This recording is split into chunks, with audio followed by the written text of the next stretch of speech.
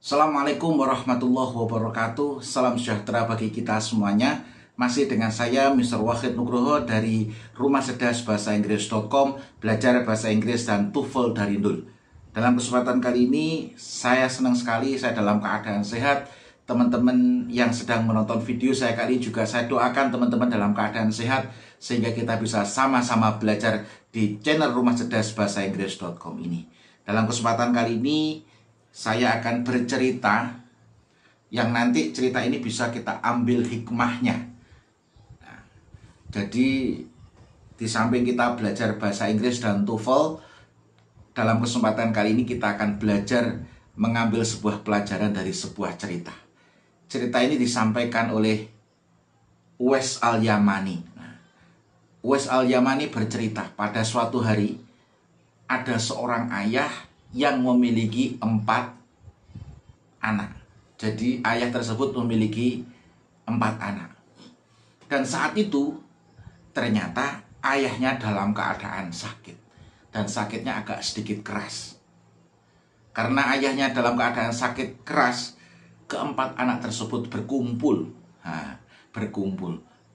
Berembuk tentang bagaimana dan siapa yang akan merawat ayahnya yang sedang dalam keadaan sakit tersebut.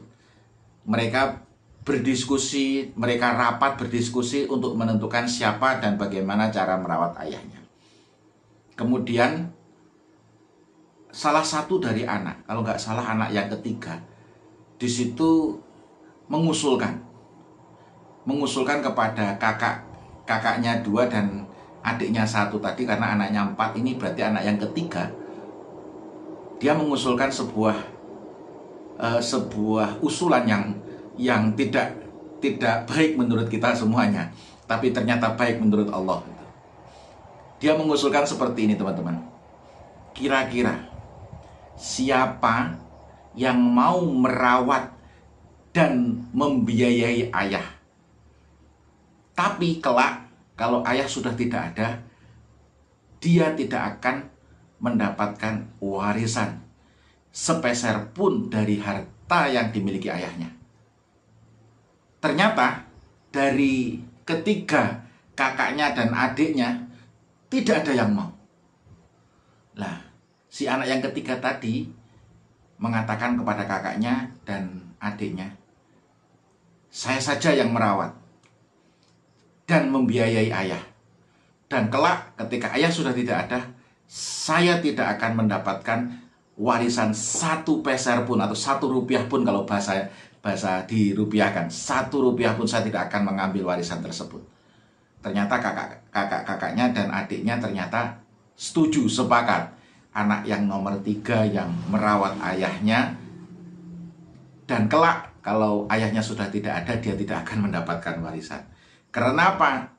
Karena yang merawat dan membiayai dan mendapatkan warisan yang paling banyak, bisa jadi mungkin orang tuanya bisa jadi dikasih racun supaya mati. Ketika sudah mati dia dapat warisan yang banyak. Tapi usulan adiknya yang nomor 3 ini, kalau menurut orang umum itu tidak logis. Tidak logisnya bagaimana? Sudah mengeluarkan tenaga untuk merawat, sudah mengeluarkan biaya untuk obat dan lain sebagainya, ternyata dia tidak mendapatkan warisan. Kalau menurut kita orang yang umum itu, wah ini orang gila ini. Tapi ternyata anak yang nomor 3 tadi mau untuk melakukan hal itu.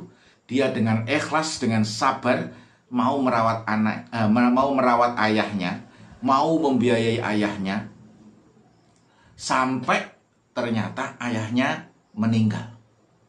Dan ketika meninggal, si anak yang nomor 3 tadi itu tidak mendapatkan warisan sepeser pun, serupiah pun. Warisan semuanya dibagi ke 3 saudaranya, 2 kakaknya dan 1 adiknya. Dia tidak mendapatkan apa-apa. Bahkan dia keluar dari rumah yang ditinggali oleh ayahnya. Menariknya adalah, setelah beberapa hari kemudian, setelah pemakaman ayahnya, menariknya dia bermimpi. Nah, ini dia dalam tidur dia bermimpi. Nah, ini ada uang 100 dinar. Ini ada uang 100 dinar. Silahkan kamu ambil. Tapi nak, kamu perlu tahu bahwasanya uang 100 dinar tersebut tidak barokah. Kamu boleh ambil nak, tapi sayangnya uang 100 dinar tersebut tidak barokah. Setelah itu si orang yang menemui si anak yang nomor 3 tadi menghilang. Di pagi-pagi setelah sholat subuh, zikir dan lain sebagainya, dia bercerita kepada istrinya, "Bu, tadi malam aku bermimpi. Aku ditemui oleh seseorang yang mengatakan bahwasanya kalau kamu mau, ini ada uang 100 dinar. Tapi uang tersebut tidak barokah." Kira-kira bagaimana, Bu? Diambil atau tidak? Kalau perempuan bagaimana, teman-teman? Tentu kalau perempuan akan mengatakan, ambil. Ini mungkin bagian untukmu. Tapi anak yang ketiga tadi mengatakan, tidak, Bu. Kenapa? 100 dinar tersebut tidak barokah. Aku tidak akan ambil uang tersebut. Kemudian menariknya lagi, ternyata dia tidak ambil. Di hari kedua selanjutnya, dia bermimpi lagi. Dia ditemui dengan orang tadi. Nak, 100 dinar tidak kamu ambil. Ini ada uang 10 dinar. Kamu bisa ambil. Tapi uang ini tidak barokah. Kemudian di pagi hari setelah sholat subuh, setelah zikir, dia cerita lagi kepada istrinya, "Bu, tadi malam aku bermimpi lagi, ketemu dengan orang yang kemarin datang dalam mimpiku, bahwasanya aku disuruh ngambil uang 10 dinar. Tapi 10 dinar tersebut ternyata juga tidak barokah. Bagaimana, Bu?" Kalau istrinya mengatakan, bagaimana seorang perempuan? Ambil, Pak, itu. 100 dinar tidak jenengan ambil, 10 dinar tidak jenengan ambil, bagaimana? Bu, 10 dinar tersebut tidak barokah. Maka alangkah baiknya tidak saya ambil. Ternyata yang 10 dinar pun tidak diambil. Nah, ini menarik, teman-teman. Kemudian di hari ketiga, ternyata dia mimpi lagi. Ketemu dengan orang tua tadi lagi. Dia mengatakan, "Nak, 100 dinar tidak kamu ambil, 10 dinar tidak kamu ambil. Ini ada 1 dinar, nak. Tapi 1 dinar tersebut adalah barokah. Jika kamu mau, silahkan ambil, nak." Paginya dia cerita lagi sama ibunya, sama istrinya maksudnya. Sama istrinya, "Bu, tadi malam aku mimpi lagi. Di hari ketiga ditemui lagi, Bu. Aku disuruh ngambil uang 1 dinar. Dan suatu dinar ini, Bu, ini bermanfaat atau barokah. Jadi 1 dinar ini barokah, Bu. Saya mau ambil uang 1 dinar tersebut." "Ya, Pak, ambilin 100 gak mau ambil, 10 gak mau ambil.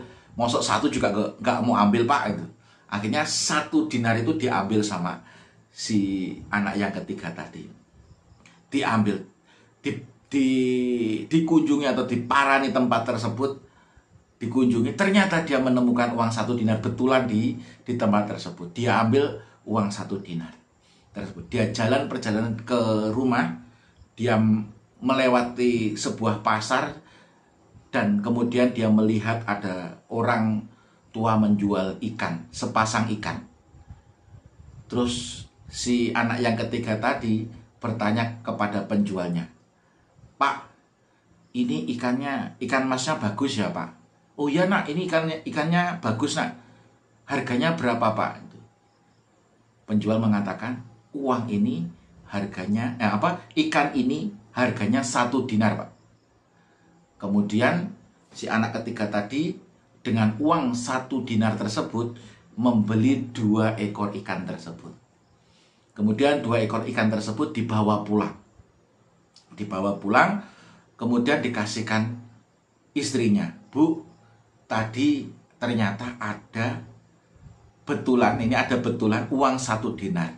Kemudian saya ambil uang tersebut. Ketika saya melewati pasar, saya ketemu dengan orang tua yang menjual ikan mas, sepasang ikan mas. Kemudian saya tanya, berapa harga ikan mas tersebut? Si orang tua tersebut menjawab, harganya 1 dinar. Kemudian 1 dinar saya bayarkan, ikannya ini, Bu. Sekarang jenengan masak. Sama istrinya dibawa ke belakang dimasak. Waktu dibeteti bahasa Jawa dibeteti ya, bahasa Indonesianya apa? Waktu dibeteti, ternyata di dalam ikan tersebut ada sebuah mutiara. Ketika dibelah ternyata di dalam ikan tersebut ada mutiara. Di ikan yang kedua ketika dibelah ternyata ada mutiara juga. Ibunya manggil langsung ke suaminya, Pak, kesini Pak. Wah, ikannya ternyata di dalam perutnya ada mutiaranya Pak. Ini Pak, ternyata di ikan yang kedua juga ada mutiaranya Pak. Kemudian, oke Bu, ini mutiaranya tak ambil. Diambil sama suaminya tadi, anak ketiga tadi, dan ikannya digoreng. Ketika mutiaranya dibersihkan, kemudian besoknya dia pergi ke istana. Ke istana untuk menunjukkan mutiara yang dia miliki. Dia tunjukkan kepada seorang raja. Kemudian apa yang terjadi teman-teman? Bahwasanya ketika sang raja melihat mutiara tersebut, sang raja takjub terhadap mutiara tersebut. Karena takjub dengan mutiara tersebut, akhirnya sang raja mau membeli mahal mutiara tersebut. Ini